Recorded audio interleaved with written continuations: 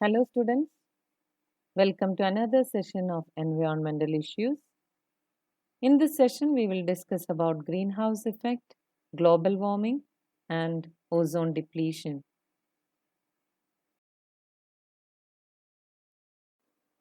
Have you ever seen a greenhouse? It looks like a small glass house and is used for growing plants, especially during winter. In a greenhouse, the glass panel lets the light in but does not allow the heat to escape. Therefore, the greenhouse warms up very much like inside a car that has been parked in the sun for a few hours. The greenhouse effect is a naturally occurring process that is responsible for heating of Earth's surface and atmosphere due to the presence of certain gases in the atmosphere. The term greenhouse effect has been derived from a phenomenon that occurs in a greenhouse.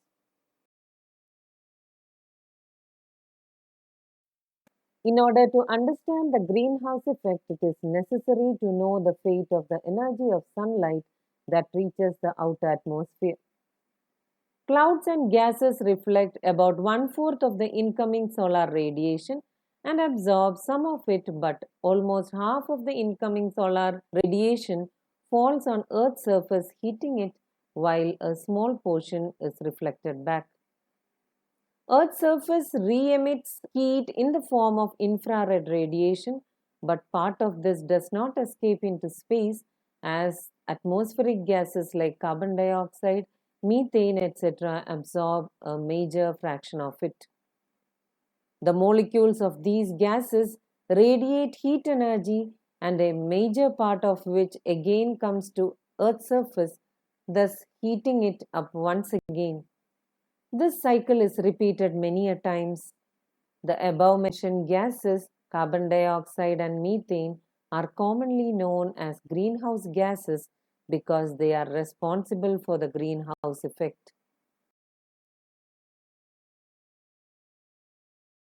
Increase in the level of greenhouse gases has led to considerable heating of Earth, leading to global warming.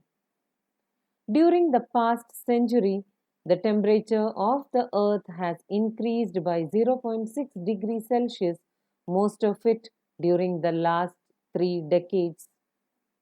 Scientists believe that this rise in temperature is leading to deleterious changes in the environment and resulting in odd climatic changes like El Nino effect, thus leading to increased melting of polar ice caps as well as of other places like the Himalayan snow caps. Over many years, this will result in a rise in sea level that can submerge many coastal areas. The total spectrum of changes that global warming can bring about is a subject that is still under active research. Let's see what are the various ways that can be adopted to control global warming. Reducing deforestation and increasing planting the trees can reduce the amount of carbon dioxide present in the atmosphere and thus can reduce global warming. Increase in population can increase deforestation, industrialization, and pollution. So, slowing down of growth of population can help in controlling global warming.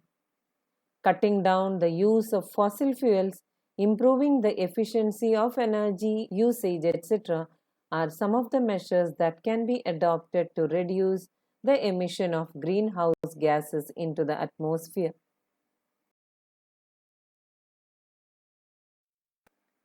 You all have learned about ozone. There are two types of ozone, bad ozone and good ozone.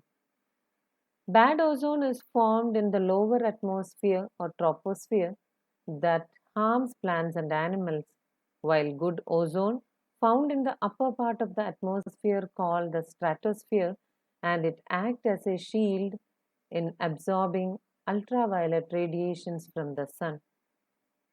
Ultraviolet radiations are highly injurious to living organisms since DNA and proteins of living organisms preferentially absorb UV rays, and its high energy breaks the chemical bond within these molecules.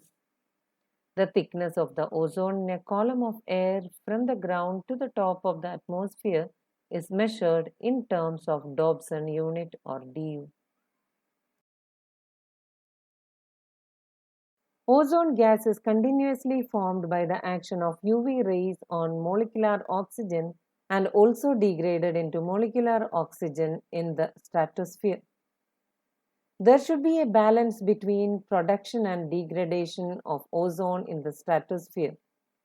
Of late, the balance has been disrupted due to enhancement of ozone degradation by chlorofluorocarbons. Chlorofluorocarbons or CFCs are widely used as refrigerants. CFCs discharged in the lower part of the atmosphere move upward and reach stratosphere. In stratosphere, UV rays act on them, releasing chlorine atoms. Chlorine degrades ozone, releasing molecular oxygen, and with these atoms merely acting as catalysts, chlorine atoms are not consumed in the reaction. Hence, whatever CFCs are added to the stratosphere, they have permanent and continuing effects on ozone levels. Although ozone depletion is occurring widely in the stratosphere, the depletion is particularly marked over the Antarctic region. This has resulted in formation of a large area of thinned ozone layer, commonly called as ozone hole. What are the harmful effects of ozone depletion? Ultraviolet radiation of the sun enters into the Earth's atmosphere and causes various kinds of damages. UV radiation of wavelengths shorter than UVB are almost completely absorbed by Earth's atmosphere. UVB damages DNA and proteins of the living organisms, causing mutations. It causes aging of skin, damage to skin cells, and various types of skin cancers. In human eye, cornea absorbs UVB radiation, and a high dose of UVB causes inflammation of cornea called snow blindness, cataract, etc. Such exposure may permanently damage the cornea.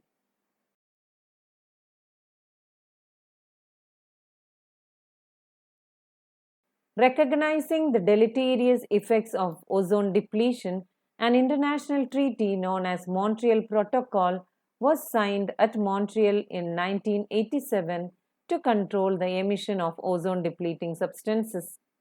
Subsequently, many more efforts have been made and protocols have laid down definite roadmaps separately for developed and developing countries for reducing the emission of CFCs and other ozone depleting chemicals.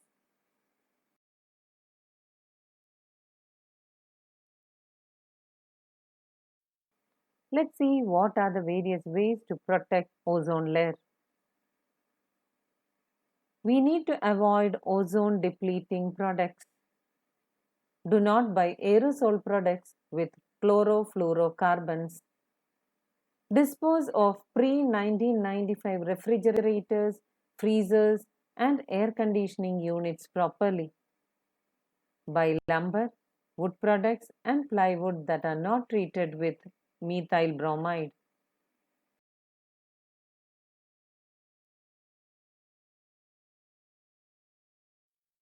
For the protection of ozone layer, we need to change some of our habits. Nitrous oxide is one of the largest ozone depleting substance released by human activities, and it is produced in the internal combustion that powers most cars. To reduce the amount of nitrogen oxide your car produces, consider carpooling, public transport, walking, biking, or driving a hybrid or an electric car. We need to start buying local products. The further your food or the other goods have to travel to reach you, the more nitrous oxide will be produced by the engines that bring them to you. Buying local is not only a great way to find the freshest produce, it will also protect the ozone layer. In this session, you have learned about greenhouse effect, global warming, and ozone depletion. Let's all work towards the protection of our environment. With this, we come to the end of this session. We'll meet in the next session with another environmental issue. Thank you, students.